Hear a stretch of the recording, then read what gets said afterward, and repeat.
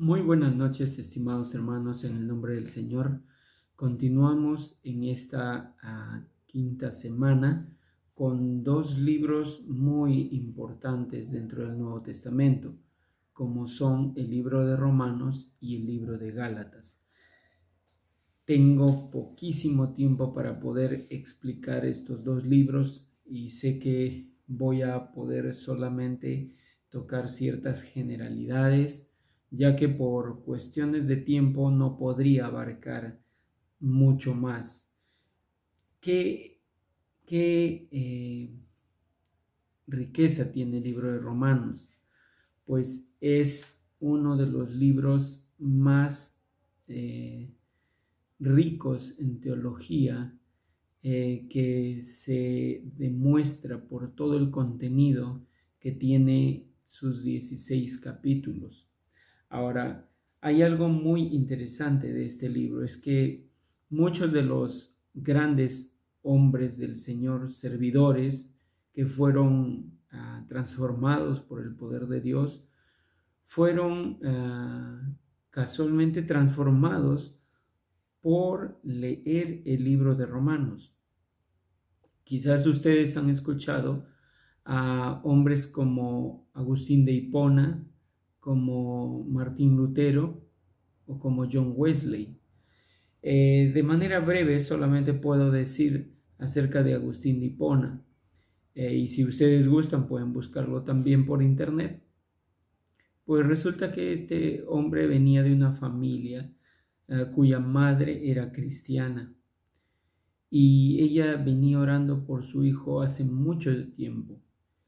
Pues resulta que él vivía en pecado, uno de esos pecados que arrastraba a su vida era la promiscuidad sexual, razón por la cual él, según los comentarios que él escribió, luchaba constantemente. Y es que él quería dejar eso, pero se daba cuenta que no podía dejar. Hasta que dicen que un día el camino a casa encuentra a unos niños jugando y escucha una frase repetida que decía toleleje, toleleje. ¿Y qué significaba eso? Es una frase que significaba toma y lee. Y él entendió que esa frase que él escuchó era la respuesta de Dios para solucionar su pecado. Es en ese momento que él va y acude a una copia del Nuevo Testamento y, oh sorpresa, él abre al azar este libro y encuentra este verso bíblico que era preciso para su necesidad. Romanos 14 dice: andemos decentemente como de día, no en orgías y borracheras, no en promiscuidad sexual y lujurias, no en pleitos y envidias, antes bien vestíos del Señor Jesucristo y no penséis en proveer para las lujurias de la carne. Hermanos, si usted se da cuenta, este era un verso dado por Dios que ministraba directamente al corazón de Agustín. Y eso hizo que él pueda abrir los ojos y se pueda dar cuenta de su propia pecaminosidad. Así también vemos que en la vida de Martín Lutero era un hombre, un monje, un hombre sacerdote en Alemania, y cómo en los años 1500 aproximadamente él era un hombre muy amante a la lectura, y dicen los comentaristas que él leía 3 horas como mínimo la Biblia. Ustedes imaginan leer 3 horas por día, y él se concentró en este libro de Romanos, y algo que él no podía reconciliar era esa santidad de Dios y la pecaminosidad del hombre. Sin embargo, cuando él lee el verso del capítulo 1, verso 17, en el que dice: porque en el Evangelio la justicia de Dios se revela por fe y para fe, como está escrito, mas el justo por la fe vivirá. Es donde él puede realmente ser iluminado por el Espíritu Santo y se da cuenta que la fe era el único medio por el cual podías llegar a obtener la salvación de tu vida. Es ahí donde él posteriormente publica sus 95 tesis en Nuremberg. ¿Y qué es lo que provocó? Pues un trastorno total dentro de la Iglesia Católica, que por muchos años estaban lucrando con las vidas de las personas, porque se vendían indulgencias. Es decir, si tú querías supuestamente que tu familiar muerto pueda ser rescatado del purgatorio, entonces tenías que pagar. Imagínense, algo totalmente aberrante, alejado de las escrituras. Pero bueno, y por último, la vida de John Wesley, un hombre que había conocido desde temprana edad las escrituras por parte también de su madre, pero que a pesar de ello no conocía todavía al Señor, no había nacido de nuevo. ¿Y cómo lo sabemos? Porque él de su propia boca dice que camino en un viaje de barco, él entró en angustia y desesperación por lo que estaba aconteciendo, y mientras que veía a otras personas que estaban sumamente tranquilas. Es ahí cuando él se desespera y entiende que tiene que autoanalizarse a sí mismo, porque no podía tener miedo a morir alguien que realmente ya tenía al Señor Jesús. Es ahí cuando él descubre su necesidad de Dios, y es el libro de Romanos una vez más quien ayudó, guió a la transformación de su alma.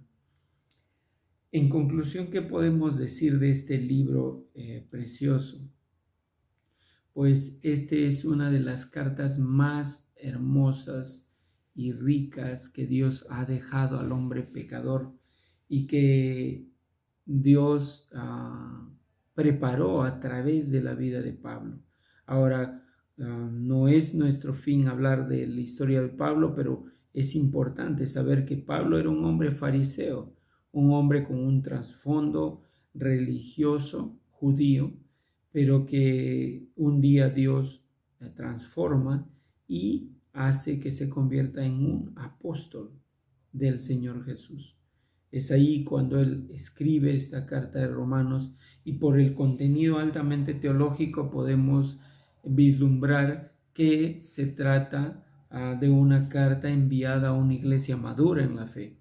Si ustedes se dan cuenta, este es uno de los libros más densos en teología, y eso no lo podría entender una iglesia inmadura, ¿verdad? Entonces, esto es algo muy importante. No se sabe a ciencia cierta cuándo se formó la iglesia de Roma, pero sí se cree que después de Pentecostés, donde el Espíritu vino y impartió dones a los hombres creyentes en aquel lugar, en Jerusalén. Tiempo después se cree que se formó la iglesia. Ahora, de acuerdo a historiadores, están de acuerdo en que este libro fue escrito desde Corinto. ¿Y cómo es que sacan esta conclusión? A raíz del verso último del capítulo 16, donde dice: os recomiendo además nuestra hermana Febe, la cual es diaconisa de la iglesia en Cencrea, que la recibáis en el Señor como es digno de los santos, y que la ayudéis en cualquier cosa en que necesite de vosotros, porque ella ha ayudado a muchos y a mí mismo. Oigan, dice ahí, la cual es diaconisa de la iglesia en Cencrea, que la recibáis en el Señor. Es decir, que ella fue una de las comisionadas a llevar esta carta desde Corinto.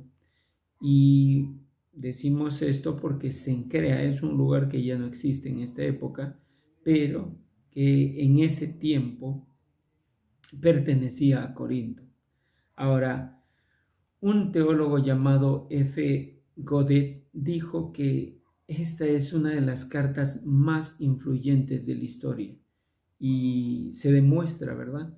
Porque a través de las conversiones de muchos de estos hombres que hoy conocemos como los siervos que impactaron la historia humana a través de sus conversiones, puede demostrar ese grado de influencia que tuvo y que tiene y que tendrá este libro de Romanos.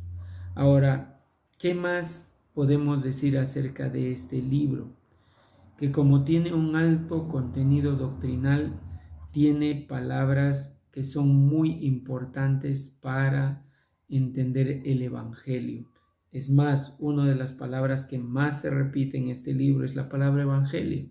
Como ustedes saben, es en realidad lo principal, lo necesario para que nosotros podamos entender qué es lo que Dios dejó al hombre, ¿verdad? Para que pueda recibir. Y es ese evangelio, esas buenas noticias de salvación para un hombre pecador. Ahora, ¿qué es lo que vemos en este libro? Uno de los temas muy importantes es acerca de la culpabilidad del hombre, cómo el Señor Dios Todopoderoso demuestra que el corazón del ser humano es pecador, que su mente, su voluntad y sus acciones están contaminadas por el pecado. Y muchos de nosotros que ya tenemos seguro algunos años en la vida cristiana se han podido percatar que durante mucho tiempo y hasta hoy en la actualidad se utilizan muchos de los versos de este libro para poder compartir el Evangelio, porque en primer lugar es importante hablar de la existencia de Dios, pero de ahí, una vez que se declara esta existencia, se tiene que aclarar y confirmar la condición del hombre. Y una de las cosas que habla el libro de Romanos dice en el capítulo 3, verso 10, como está escrito, no hay justo ni uno, no hay quien entienda, no hay quien busque a Dios, todos se desviaron, a unas se hicieron inútiles, no hay quien haga lo bueno, no hay ni siquiera uno. Entonces, uno de los propósitos por el cual Pablo escribió esta carta era porque era necesaria para poder entender nuestra propia maldad, nuestra incapacidad de poder obtener la salvación por nosotros mismos, sino exclusivamente por la voluntad de Dios.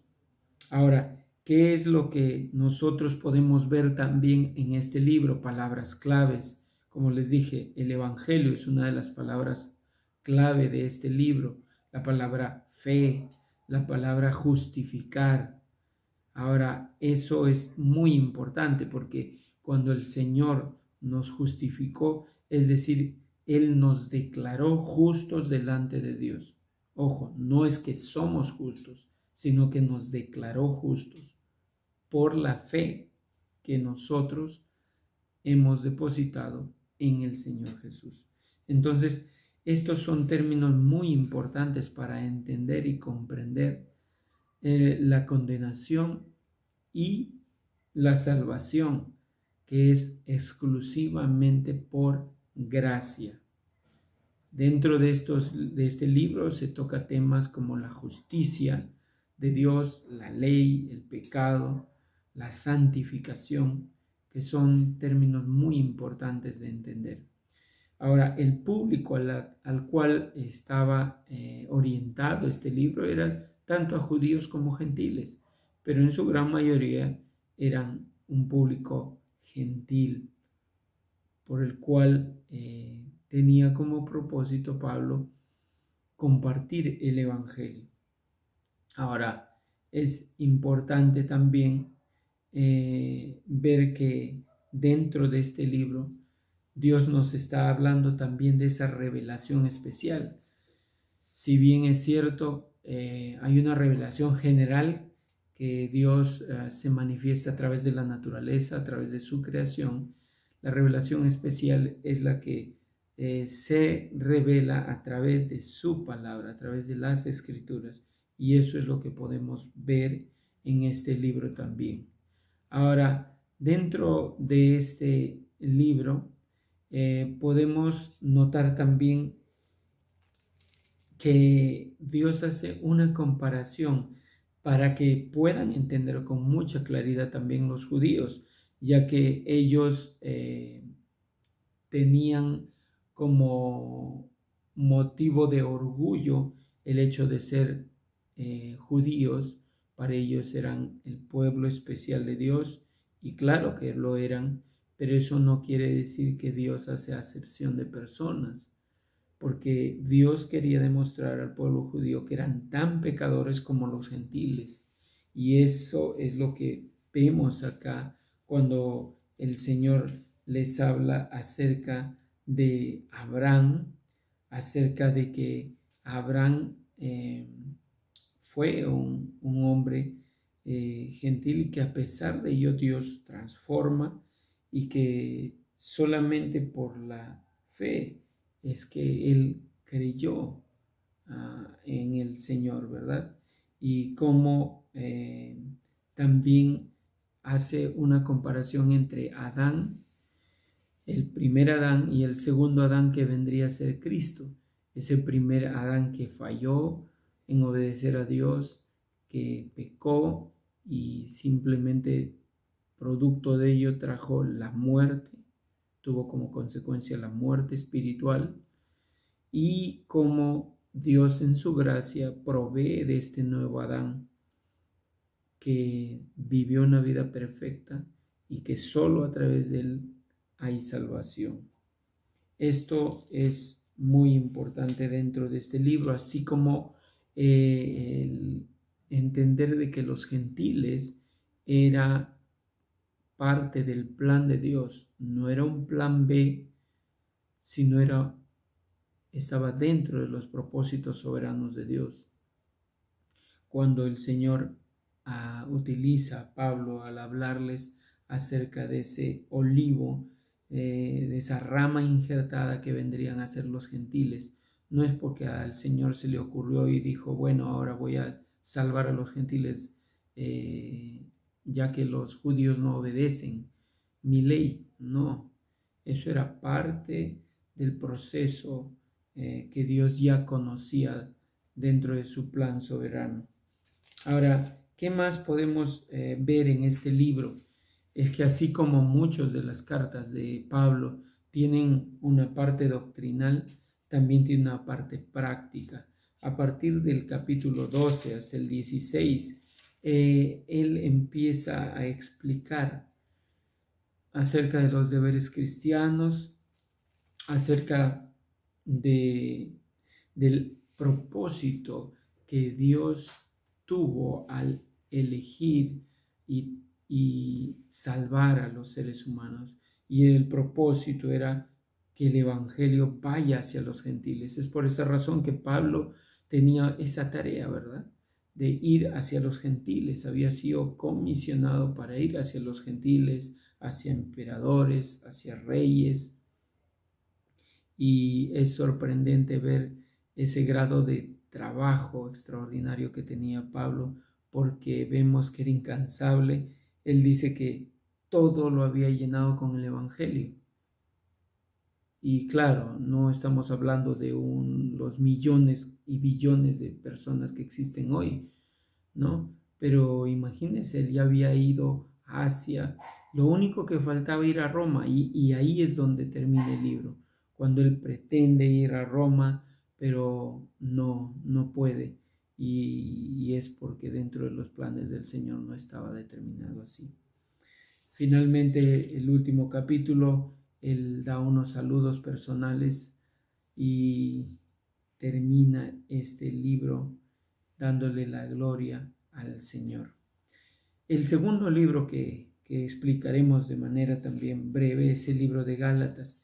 Y este libro de Gálatas es muy importante para todas nuestras vidas cristianas, porque es importante que el Evangelio no sea contaminado. Hoy en la actualidad vivimos viendo congregaciones donde han contaminado el Evangelio con doctrinas de la prosperidad, algo que está totalmente en contra de la palabra del Señor.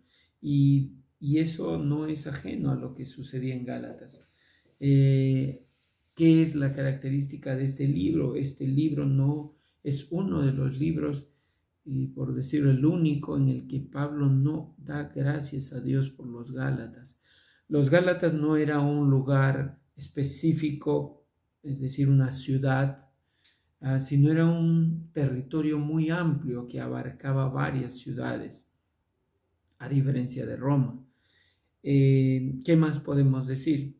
Que este libro de Gálatas surge en respuesta a que después de que Pablo había fundado estas iglesias en Galacia, habían entrado unos hombres con intenciones perversas, y eran los judaizantes. Tenían el propósito de contaminar el evangelio, de mezclar ese evangelio puro con mentiras, y ese es el propósito por el cual escribe Pablo esta carta, porque él sabía que si esto se iba a producir en la iglesia, iba a afectar durante todo el resto de la vida de la iglesia, por lo cual él es muy categórico, se nota mucha pasión cuando él escribe este libro, y es así que en el verso 6 dice: estoy maravillado de que tan pronto os hayáis alejado del que os llamó por la gracia de Cristo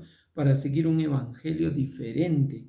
No que haya otros, sino que hay algunos que os perturban y quieren pervertir el evangelio de Cristo. Pero el que dice: mas si aún nosotros o un ángel del cielo os anunciare otro evangelio diferente del que os hemos anunciado, sea anatema. Es decir, él está declarando maldito a aquel que perturba, contamina el evangelio. Y es que, ¿qué es lo que estaba pasando aquí? Esta era una iglesia que ya había sido fundada, como dije, por Pablo, donde él había sentado las bases del cristianismo, pero que en poco tiempo se dejaron influenciar por estos hombres mentirosos, donde ellos, ¿qué estaban acuñando? Pues ellos estaban acuñando a este evangelio que solamente se obtiene por voluntad de Dios y a través de su gracia inmerecida. Estaban añadiendo obra, esfuerzo humano. Ellos estaban diciendo que para ser salvo tenían que circuncidarse. Estos eran hombres que lo único que pretendían era simplemente ganar reputación, porque a diferencia de los verdaderos seguidores, ellos eran capaces de sufrir persecución, pero ellos no. Ellos todo lo contrario, querían hacerse como los demás del mundo. Entonces, no habría ninguna diferencia en ser un seguidor de Cristo, porque no, al circuncidarse, pues no tenía ningún tipo de persecución, ¿verdad? Entonces, vemos aquí entonces en este libro que él empieza defendiendo su apostolado. ¿Y por qué es importante esto? Porque, hermanos, los judaizantes estaban desacreditando el apostolado de Pablo. Es por esa razón que él empieza en el verso 1 del capítulo 1, dice: Pablo apóstol, no de hombres ni por hombre, sino por Jesucristo y por Dios, el Padre que lo resucitó de los muertos. ¿Y por qué dice esto? Porque quien le dio ese privilegio de ser apóstol es el mismo Jesús. Si ustedes van a Hechos de los Apóstoles, se van a dar cuenta que él era un hombre que estaba en contra del cristianismo. Creía que estaba siendo un defensor de Dios, como si Dios necesitara defensores. Sin embargo, él era un perseguidor de cristianos. Y es ahí cuando un día Dios lo confronta, le hace ver su pecado. Él dice, ¿qué quieres que yo haga, Señor? Y posteriormente, como dice este libro de Gálatas, en el verso 17 del capítulo 1, dice, ni subí a Jerusalén a los que eran apóstoles antes que yo, sino que fui a Arabia y volví de nuevo a Damasco.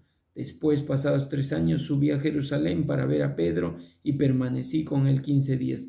Es decir, que después de esa conversión, de esa transformación, de esa visión que tuvo, Dios lo discipuló. El mismo Señor Jesús pasó 3 años exclusivamente con él, y esa es una de las características para ser un apóstol, el haber visto al Señor Jesús, lo cual él lo vio y ya resucitado, y él pudo aprender las doctrinas que el Señor le estaba dando de persona a persona.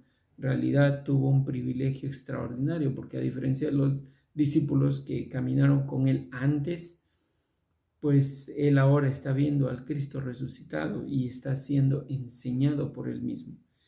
Es por esa razón que esto era importante, porque si no, cualquier cosa que Pablo diría no tendría ningún peso e importancia en la iglesia. Ahora vemos aquí también cómo Pablo reprende a Pedro por su hipocresía, y esto era importante porque esto iba a afectar también el evangelio. Entonces vemos en este libro cómo el Señor nos hace ver lo que significa vivir en una completa libertad, no basado a la esclavitud de la ley, entendiendo que la ley no servía no era el medio para no era el fin para la salvación, sino que era el medio por el cual yo podía ver mi maldad, mi pecaminosidad, y eso me capacitaba para poder darme cuenta que necesitaba de la gracia de Dios, de su obra salvífica, y no dependía de mis obras, de mi esfuerzo humano. Finalmente, este libro habla de cómo vivir en esa verdadera libertad, ¿verdad?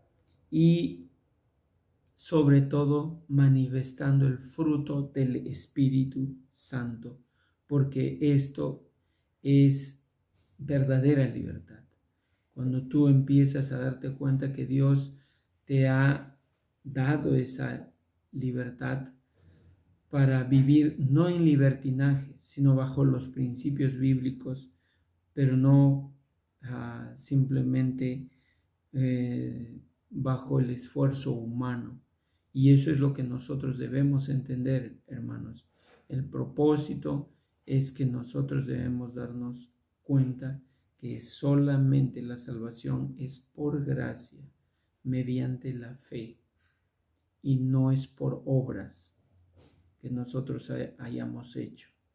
Eso nos capacita para poder compartir el Evangelio, para poder hablar a otros y realmente hacer que este Evangelio se mantenga puro hasta que el Señor venga, y ahí podemos estar disfrutando de esa verdadera libertad sin ninguna atadura, sin ninguna limitación. Así que muchas gracias, hermanos, por este hermoso tiempo que Dios nos ha dado, y yo les animo a que sigan adelante, que sigan preparándose, que sigan defendiendo la fe, proclamando el Evangelio, porque ese es el propósito por el cual Dios nos llamó. No nos llamó solamente para aprender y aprender y aprender y nunca dar, sino que seamos capaces de testificar como lo hizo Pablo, de poder compartir y de poder defender la fe, defender el Evangelio de cualquier ataque diabólico, para que nuestros hijos y los hijos de nuestros hijos puedan conocer a ese verdadero Salvador y que realmente nosotros como grandes pecadores necesitamos exclusivamente de su gracia para poder gozar de ese privilegio. Muchas gracias, hermanos. Dios les bendiga y será hasta la próxima semana.